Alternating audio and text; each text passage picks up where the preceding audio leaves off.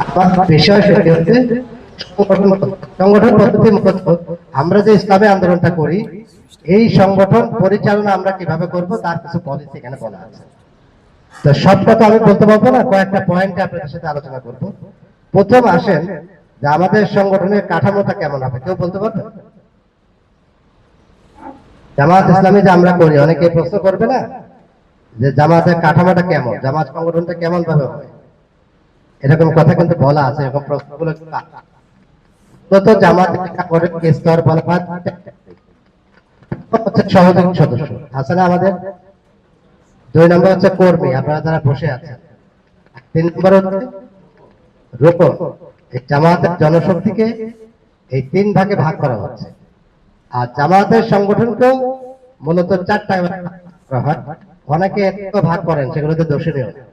প্রথম হচ্ছে কেন্দ্রীয় সংগঠন, তারপরে জেলা বা মহানগরী সংগঠন, তার থানা সংগঠন, একটা ওয়ার্ড ইউনিয়ন সংগঠন থাকবে। এগুলো খুব কমন বিষয় না, এগুলোকে মুখস্থ করা লাগে। আপনি এখানে অনেকেই আছেন যে আগামীতে রোপণ শপথের জন্য আপনারা আগাবেন, এই ছোট্ট ছোট প্রশ্ন অনেকেই করে, কিন্তু সেগুলো তখন জবাব দিতে পারি না, আমরা চুপ হয়ে যাই। প্রথম একটা প্রশ্ন আসতে পারে যে জামাতের জনশক্তিকে কয় ক্যাটাগরিতে ভাগ করা হয়। আমি বললাম সহযোগী সদস্য, কর্মী আর রোপণ। আর আমাদের কেন্দ্রীয় সংগঠন, মাইকে মনে বোঝা যাচ্ছে না। আচ্ছা, ব্যাটারি আনতে পাঠাইছে, ওটা ঠিক আছে, ব্যাটারি আনতে যাচ্ছে। ঠিক আছে, আপনারা বসেন, ব্যাটারি আসছে। তো জামাতের সাংগঠনিক কাঠামো মোট 4টে স্তরে বিভক্ত। কেন্দ্রীয় সংগঠন, জেলা বা মহানগরী সংগঠন, থানা সংগঠন, আর একটা হচ্ছে ওয়ার্ড বা ইউনিয়ন সংগঠন। থানা বা উপজেলা এরকম আছে। এইগুলা প্রত্যেকটার অধীনে আবার বিভিন্ন আছে, থাকতে পারে। এটা সংগঠন চাইলে তার কাজের সুবিধাতে এগুলো করতে পারে, কিন্তু মূলত সাংগঠনিক ভাবে কাঠামো হচ্ছে 4টা। এখন আসেন, এখানে বলা হচ্ছে যে জামাতের স্থায়ী কর্মনীতি আছে এবং জামাতের স্থায়ী কর্মসূচি আছে। কেউ কি বলতে পারবেন যে জামাতের স্থায়ী কর্মনীতি কয়টা? সংখ্যা বলেন। জামাতের স্থায়ী কর্মসূচি হচ্ছে 3টা। মনে থাকবে, এই সংখ্যাগুলো মনে রাখবে, এগুলো তো পড়ার দরকার নেই।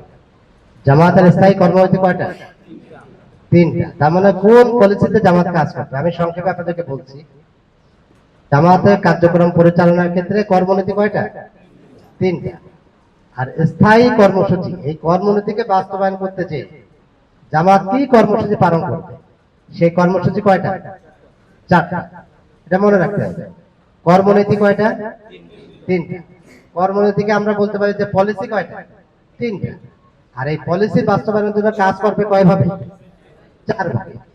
এখন আসেন যে জামাতের স্থায়ী কর্মনীতি কি কি। 1 নাম্বার, সেখানে বলা হচ্ছে জামাত এমন কোন সিদ্ধান্ত গ্রহণ করবে না, বা জামাত সংগঠনের যে কোনো সিদ্ধান্ত গ্রহণের ক্ষেত্রে আল্লাহ এবং তার রাসূল সাল্লাল্লাহু আলাইহি ওয়াসাল্লামের নীতিকে অনুসরণ করবে। একেবারে সংক্ষেপে যদি মনে রাখার জন্য চিন্তা করেন, তাহলে জামাত তার সিদ্ধান্ত বাস্তবায়ন করবে কোরআন এবং হাদিসের ভিত্তিতে, কোরআন এবং সুন্নাহর ভিত্তিতে। অনেকে প্রশ্ন করে না জামাতের কার্যক্রম কিভাবে হবে, প্রশ্ন করে কিনা যে জামাত তার সিদ্ধান্ত কিভাবে বাস্তবায়ন করবে? কোরআন এবং সুন্নাহর ভিত্তিতে। এখন তো প্রশ্ন করে ফেলবেন আপনারা অনেকেই।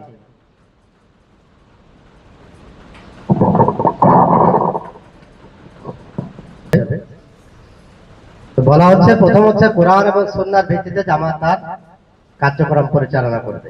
এখন আপনারাই প্রশ্ন করে বলবেন, তাহলে আপনারা দাঁড়িয়ে রাখেন না কেন? অনেকে করবে না এরকম, অথবা দাঁড়িয়ে রাখলে আপনাদের দাড়ি ছোট কেন? অনেক প্রশ্ন আসবে। প্রিয় ভাইয়েরা, প্রশ্ন আসাটা স্বাভাবিক। আমি খুব ছোট মানুষ, ধরেন মোটামুটি বোঝার পর থেকে বলা যায় যে 1995-96 সাল থেকে সংগঠন করি, শিবির, তারপর তো জামাত। আমি এই এতটুকু যা করেছি তার মধ্যে আমার নিজের বোধ হচ্ছে এইটা, যে প্রশ্ন আসতে পারে। অনেক সময় অনেক কিছু দেখে প্রশ্ন আসে। এই যে আমি কথা বলছি, কথা বলতে যেয়ে আমার ভিতরে প্রশ্ন তৈরি হয়ে যায়। আমি যে কো ভাইকে দেখছি, দেখার মতো যে একটা প্রশ্ন এসে যায় মনের মধ্যে। আমি আমার দায়িত্বশীলদেরকে দেখছি, তাদের কার্যক্রম দেখে প্রশ্ন এসে যায়। প্রশ্ন এসে যাওয়াটা স্বাভাবিক, কিন্তু প্রশ্নের উত্তর দ্রুত পাচ্ছি না কেন, এই চিন্তা হওয়াটা অস্বাভাবিক।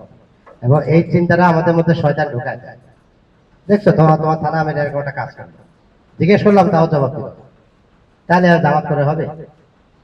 এই যে ফাইনালি যে প্রশ্নটা মাথার মধ্যে আসে, এই কাজটা কার কাজ? কাজটা হলো শয়তানের কাজ। প্রশ্ন আসতে পারে, কিন্তু ধৈর্য ধারণ করতে হবে। সব প্রশ্নের উত্তর আপনি সাথে সাথে পাবেন। আমরা বহু ছোটবেলা থেকে আমিও প্রশ্ন করতাম, দাঁড়িয়ে রাখেন না কেন। আর আমি আমি নিজে ব্যক্তিগতভাবে শিবিরের দায়িত্বশীলদেরকে অনেক জ্বালাইছি, আমি সংগঠনে আসা অনেক, সেগুলো বললে আমার সময় লাগবে অনেক। আমার বর্তমান দিনে মহানগরে আমি বলতে চাই, ওনার উনি এখন বাড়িতে আগামীকাল সকালে আমার আলফার নিয়ে আসবে। তো আগে দাওয়াত দিত, তখন তো আমার মোবাইল নেই, তো দাওয়াত দিল ও আসবে না, এই জন্য আগের দিন রাত্রে আমার বাসা চলে গেছে, যাই রাত্রে আমার সাথে এক ঘরে ঘুমাই, তোমার সাথে। তখন তো আমি ধরা গেছি, কাল সকালে তা ফাঁকি দেওয়া যাচ্ছে না। পরের দিন সকালে ফজর নামাজ পড়ে আমরা নিয়ে সাইকেল করে আলফারকে চলে আসছে। এরকম অনেক কিছু আছে। যাই হোক, অনেক প্রশ্ন এসে যাবে, সব প্রশ্নের উত্তর সে ছোটবেলা থেকে অনেক প্রশ্ন করতাম, অনেক প্রশ্ন। তারপরে হচ্ছে আমরা একটা এমন একটা সময়ের মধ্য দিয়ে, এমন একটা পদ্ধতির মধ্য দিয়ে যাচ্ছি, যে সময় আপনি সবকিছু চাইলেও পারবেন না। আর এখন তো আমাদের জামাত এখন বিরোধী দলে, আমিরে জামাত বিরোধী দলীয় নেতা, জামাতের অনেক সংসদ সদস্য আছে, অনেক কর্মকাণ্ড আমাদের অন ইসলামিক মনে হচ্ছে। এগুলো মনে হবে, এগুলোর জন্য আপনাকে ধৈর্য ধারণ করতে হবে, দোয়া করতে হবে। খুব বেশি প্রশ্ন করে জর্জরিত করতে চায়, খুব বেশি প্রশ্ন করে পরিবেশ নষ্ট করতে চায় তারাই, যারা আসলে করতে চায়। অনেক সময় এরকম হবে, আমি এটা বিনয়ের সাথে অনুরোধ করবো। এর মানে আমি এটা বলছি না যে সংসদের ভুল নাই, আমিরে জামাতের ভুল নাই, থানা আমিরের ভুল নাই, তা না। এটা বলা কোনো সুযোগই নেই। সবাই মানুষ, সবারই ভুল হতে পারে, ব্যক্তিগত ভুল হতে পারে, সাংগঠনিক ভুল হতে পারে, সংগঠনের কোনো সিদ্ধান্ত নিতে পারে, ভুল হতে পারে, পারে না?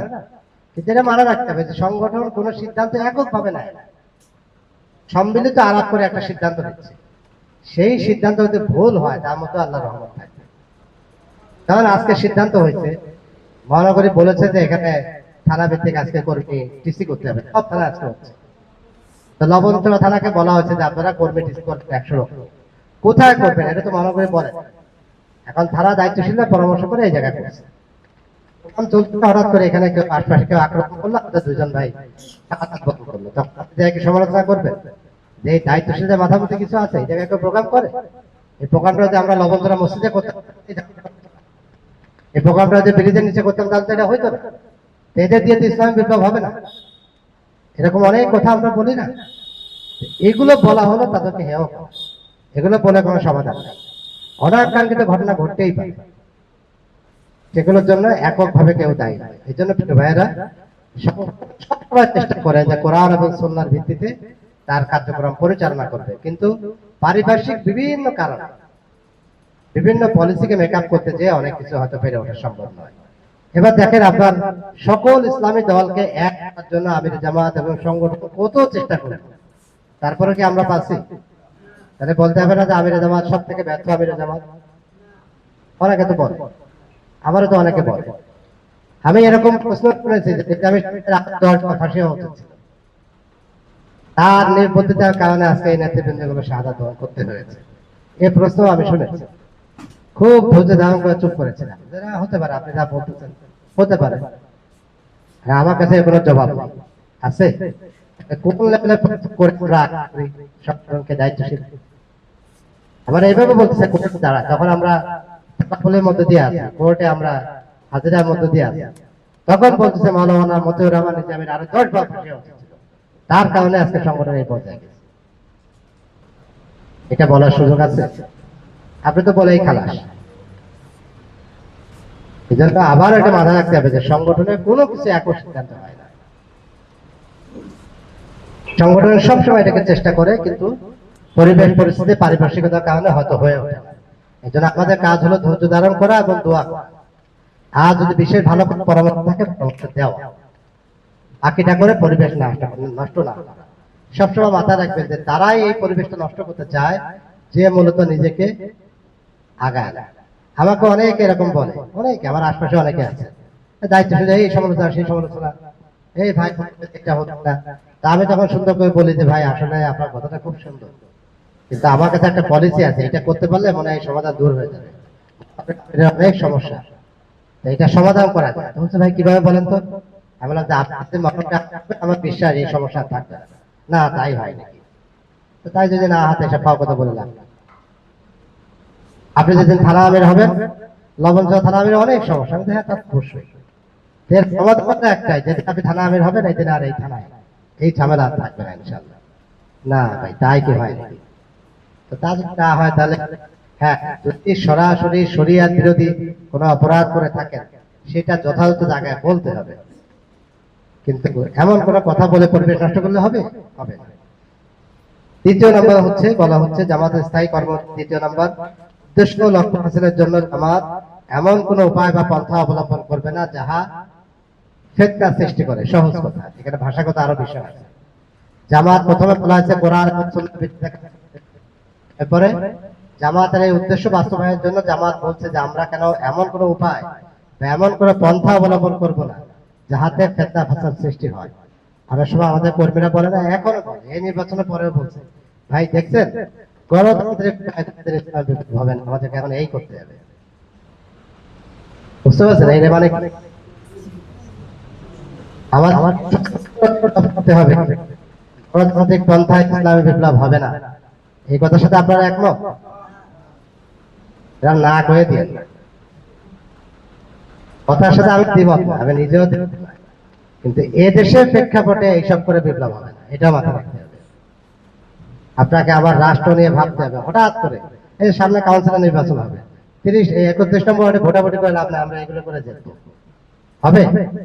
আপনি মাল পারে হাজির করে ফেললে আপনি দিতে পারবেন না এই ওয়ার্ডে, এইসব এই ভৌগোলিক ভাবে এই ওয়ার্ডটা তার, যখন আপনি উল্টো দিক দিয়ে আপনাকে ওই করে দেবে, আপনারা প্রস্তাব থাকবে। সুতরাং এই সশস্ত্র বিপ্লব এটাকে সরাসরি আমি নেগেটিভ করতে চাই না। আমাদের দেশে অনেকে করেছে না, জামাতুল মুজাহিদের নাম শুনছেন না? ভুল করছে আমি তা বলি, অনেক আলোচনা পর্যালোচনা আছে, কিন্তু আমার কথা হলো এই ভৌগোলিক অবস্থান থেকে এটা সম্ভব নয়। এটা যে সম্ভব নয় তা অনেকগুলো রাষ্ট্র আমাদের চোখে আঙ্গুলে দেখা দিচ্ছে না। মিশরে আমরা কিছু করতে পারছি? মাত্র 1 বছরের মাথায় কি করে ফেললো? কিছু করতে পারছেন? আজকে ফিলিস্তিনের জন্য আপনি কি করতে পারছেন বলেন? এতগুলো মুসলিম রাষ্ট্র আমাদের, এই তুরস্ক বলেন, এই পাকিস্তান বলেন, এই সৌদি বলেন, কিছু করতে পারতেছেন? এটা খুব স্বাভাবিক কথা, এটা আপনারা সবাই জানেন, বোঝেন। এইবার নির্বাচনের ফলাফল যা প্রকাশিত হয়েছে মূলত এইটাই ছিল জামাতের পক্ষ। এইটা জানার পরেও আমির জামাত মেনে নিচ্ছে। কেন মেনে নিচ্ছে বলেন? আমির জামাত বা জামাত জানে আমরা নিশ্চিত 210টা আসন পেয়েছিলাম, আমাদেরকে উল্টায় 66টা আসন দিয়ে আমাদেরকে এই ফলাফল দিয়েছে। এখন কি করতে হবে বলেন? যে আমাদের কেন্দ্রীয় শুরা এবং কর্মপরিষদ বলছে যে ঠিক আছে, কেন মেনে নিলে এত বড় অন্যায় বলেন? কেন মেনে নিচ্ছে? যদি না আমরা রেজাল্ট পারি না তাহলে কি হতো? তাতে যা হইতো তাতে আপনি এই জায়গায় বসে থাকতে পারতেন না।